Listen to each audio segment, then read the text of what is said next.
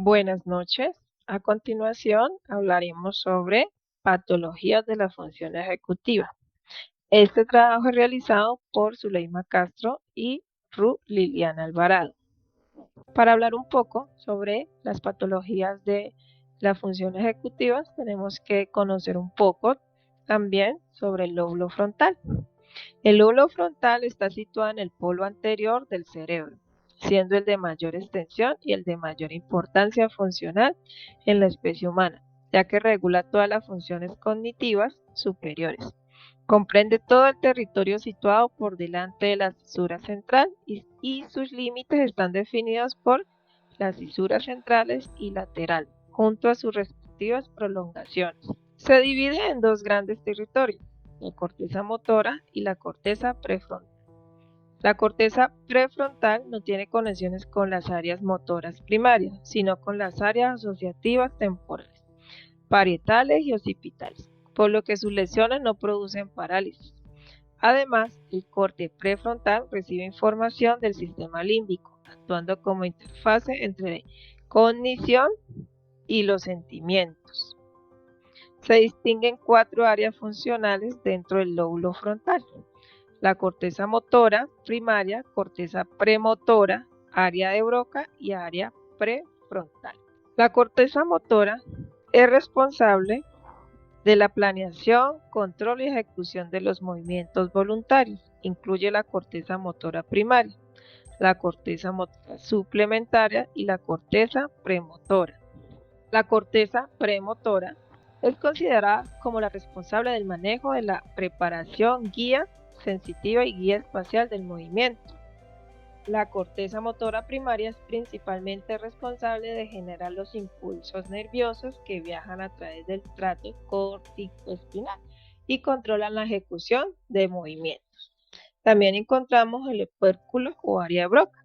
Es la zona responsable de coordinar los movimientos de la boca, laringe, faringe y órganos respiratorios, que regula la expresión del lenguaje y también los movimientos de la escritura. Está situada sobre la circunvolución frontal inferior. Las áreas 44 y 45 del hemisferio izquierdo se denominan actualmente área de Broca. Es una zona asociativa motora considerada el centro del lenguaje expresivo, integrando aspectos motivacionales y semánticos relacionados con la planificación motora del lenguaje. Ahora vamos a hablar sobre la corteza prefrontal. Ocupa aproximadamente la mitad anterior del lóbulo frontal y recibe proyecciones de diversos núcleos talámicos, aunque carece de conexiones directas con las áreas motoras y sensoriales primarias, por lo que no tiene comunicación directa con el tronco cerebral ni con la médula espinal. La corteza prefrontal constituye la expresión del desarrollo cerebral en la especie humana, siendo responsable del control último de la cognición, la conducta y la actividad emocional, lo que recibe la denominación de funciones ejecutivas. Estas funciones ejecutivas están divididas en tres áreas anatómicamente funcionales: dorso lateral, orbitofrontal y singular.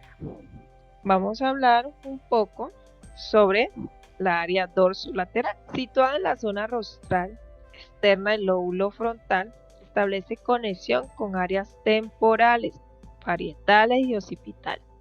Está implicada en funciones como la memoria de trabajo, organización temporal del comportamiento, razonamiento, formación de conceptos y generación de acciones voluntarias.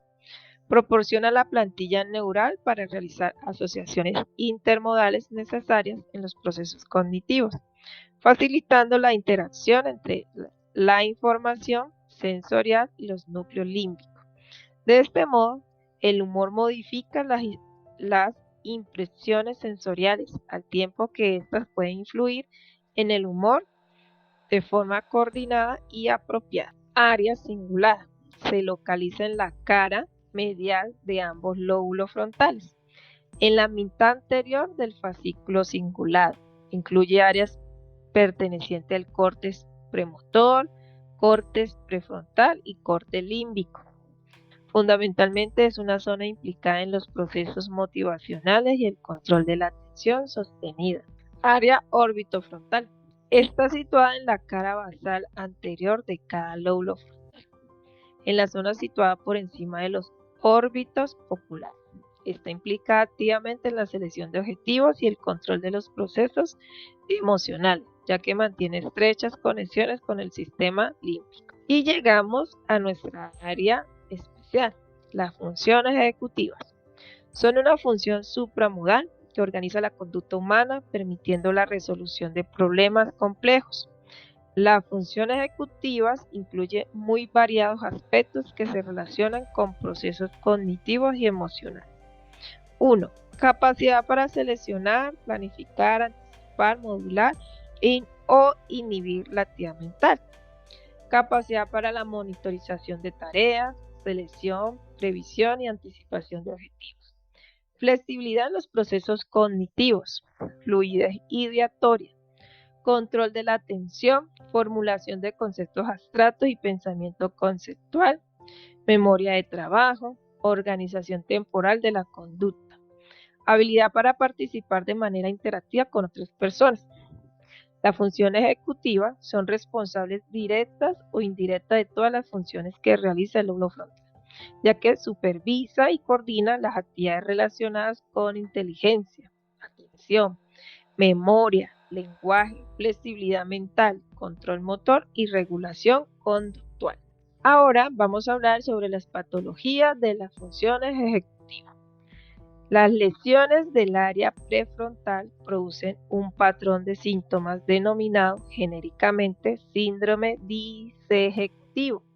En general, las lesiones del lóbulo frontal provocan dificultad para el control de pensamiento, lentificación de los procesos cognitivos y motores y alteraciones en la capacidad para regular la respuesta emocional, siendo más acentuados estos síntomas cuando se produce una lesión en el área prefrontal.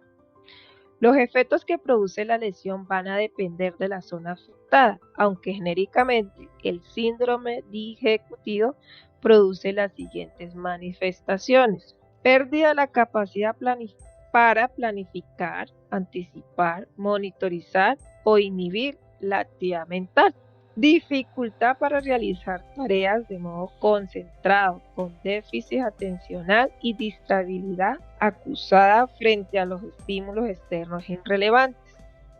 Incapacidad para establecer categorías o abstraer ideas.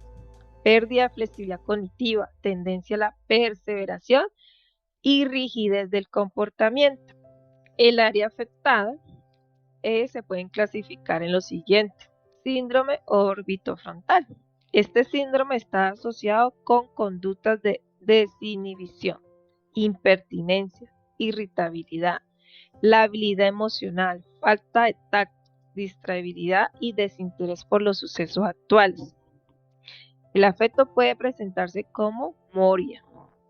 El paciente es incapaz de responder a conversiones sociales y está controlado por los estímulos inmediatos. Kumi observó imitación automática de gestos. Curiosamente, las lesiones del circuito orbitofrontal también pueden relacionarse con trastornos de tipo obsesivo compulsivo. Slinger y Damasio, 1985, utilizan el término psicopatología adquirida para describir los trastornos en la regulación comportamental y que incluye tanto la falta de comprensión como el remordimiento consecuente con conductas inapropiadas. La corteza orbitofrontal se relaciona sobre todo con el sistema límbico y con las regiones basales del cerebro anterior. Seguimos con el síndrome ventromedial.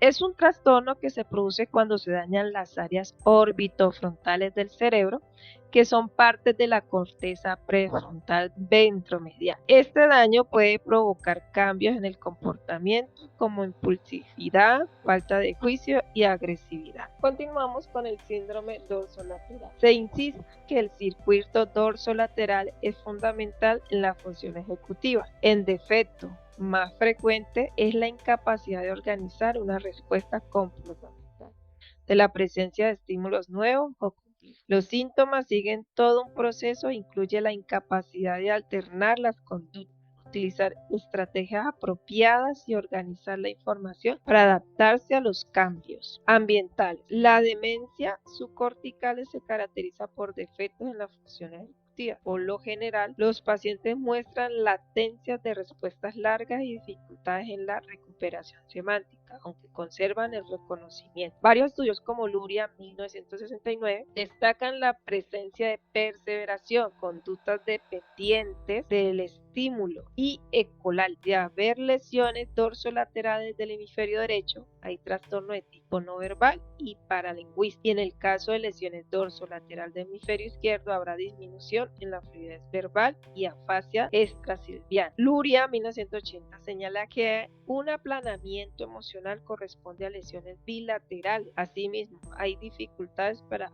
ordenar la información.